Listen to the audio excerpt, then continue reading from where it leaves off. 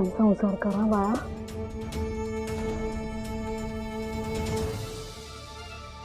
होय, तू पण काळजी.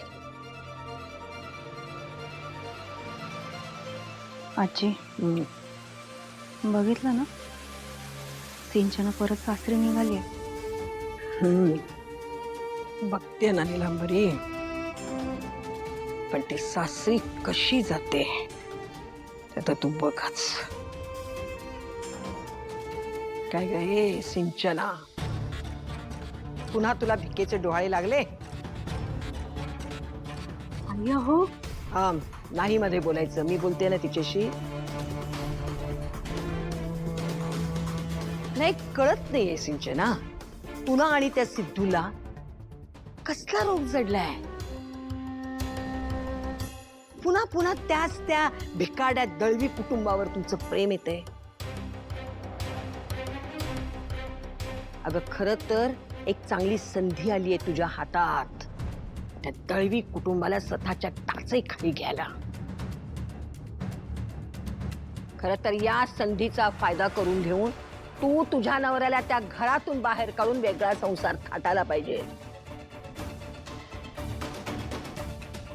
पण नाही, एवढं सगळं झालं तरी सुद्धा तू आपली बॅग घेतलीस आणि निघालीस त्या घराकडे.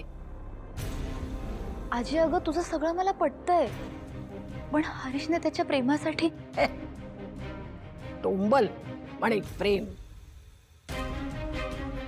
काय ग? मला एक सांग, त्या तुझ्या घरातल्यांच्या समोर तुझ्या नवऱ्यानं कुठल्याही गोष्टी तुझ्या बाजूनं कधीही त्यानं तोंड उघडलेलं नाहीये आणि म्हणे प्रेम. आजी हे बघ, मला माहितीये हरीश खूप चुकलाय, नाही घेतला त्याने माझ्यासाठी स्टँड, पण अगं बदलेल ना तो इथून पुढे.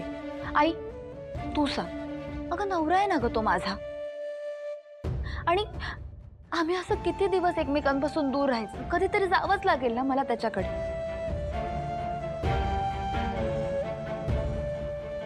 आजी हे बघ, मला त्याला एक चान्स द्यायचा आहे, आणि मला खात्री आहे तो नक्की बदलेल. इथून पुढे घेईल तो माझ्यासाठी स्टँड. कमाल आहे तुमची. घडल्या प्रकारानंतर मला वाटलं होतं की तुझी अक्कल ठिकाणावर आली असेल, पण नाही.